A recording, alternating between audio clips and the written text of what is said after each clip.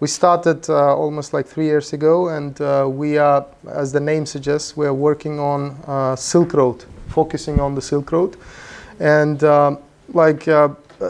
right now, since 3 years now, developing a platform exactly for Belt and Road countries. And that platform is going to include, from investments to cross-border e-commerce between these Silk Road countries, and plus, of course, corporate legal assistance services that we offer, because my personal background is corporate law. I studied at a law school in the UK, and then worked a couple of years there, and then before moving to China, basically. But why e-commerce? Because e-commerce is was the starting point, actually. For me to to enter business, basically, like quitting my day job and then starting my own business. That was the start. Then I had to learn all of that stuff back in 2007. Like start slow, coding, and then build my own website, and then I opened my first store on Amazon, eBay, and then Etsy, and all these platforms. Even now today we have Taobao, we have Weidian, all of that. So that's how I know e-commerce. So okay, these are some QR codes. First one is my company's official page on WeChat. Second one is 𝐻𝐤, and the third one is my personal WeChat. So if you can, scan, you can, any questions are welcome later. Now, all right, so I'll give you some time. Sorry? You will send the material later? Yeah, we can share. There's, no problem. We can share, and later on you can scan if you want.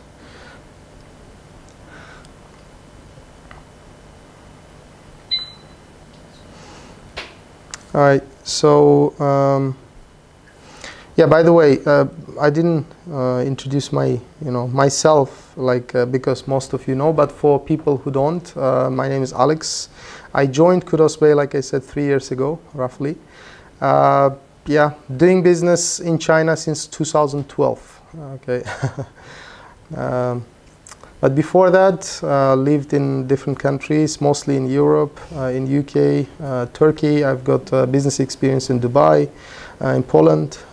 So mostly doing corporate consulting, corporate legal consulting, and plus me and my team, we build e-commerce platforms for businesses and individuals. All right, so we start with the basics. Okay, quickly talking about statistics right now.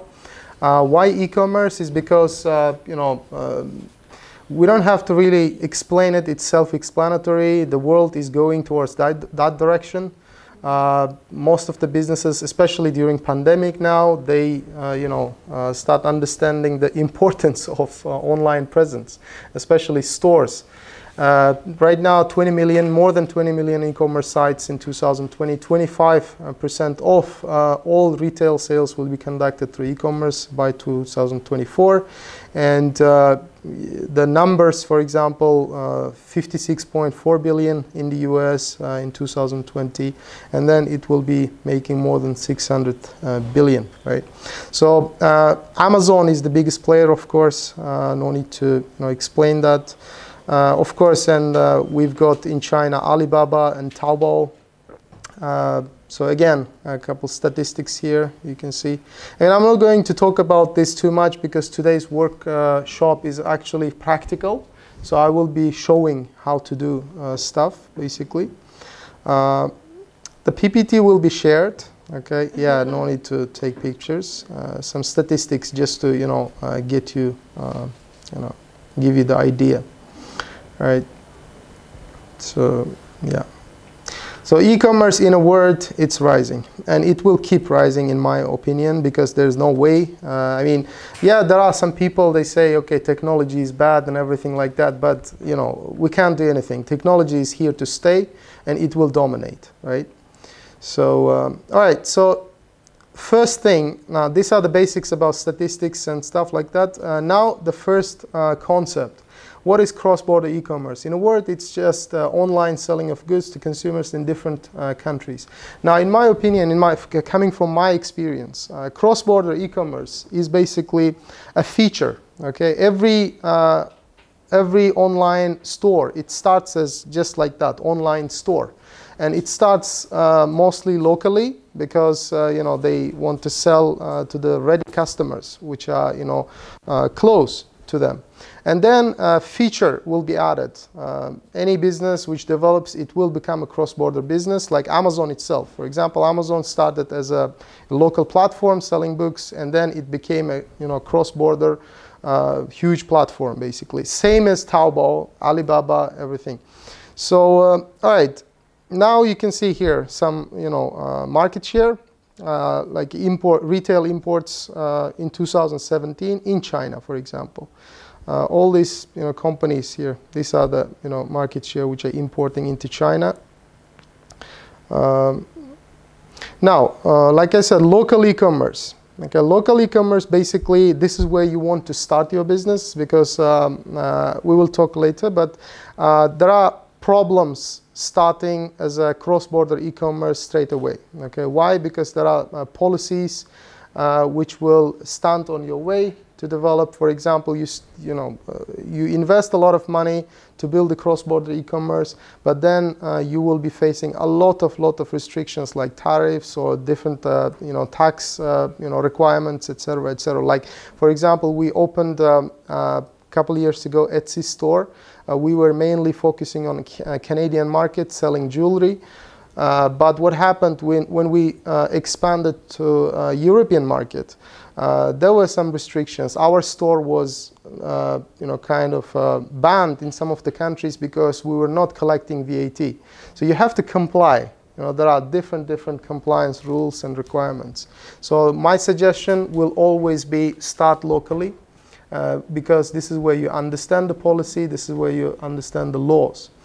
All right, some idea again. So these are the e-commerce startups around the globe which have 100 million plus funding, 2017, but still they are around, most of them. So you can see in everywhere basically. And recently, my close friend, actually, we started business in 2012. He's from Russia. Okay.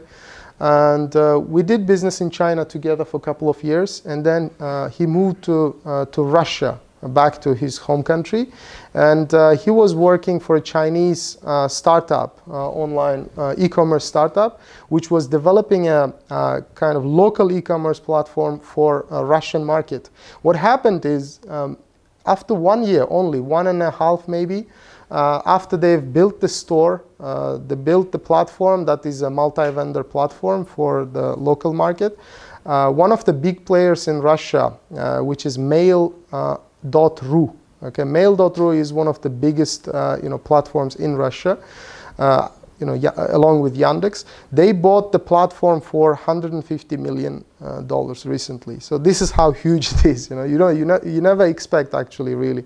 If the product is really good, if the product is efficient enough, it solves a lot of problems for the local vendors, then it's a good thing. Like e-commerce, basically, one of the beauties of e-commerce is you don't have to stay there all the time. You can build it and then sell it. It's a good exit. Always, it's a good exit. You can either build it in the web form, or you can focus on the mobile form, or you can do both. We will be talking about them in a bit. Next, so do-it-yourself versus ready-made platforms, which is also very important to understand in the beginning.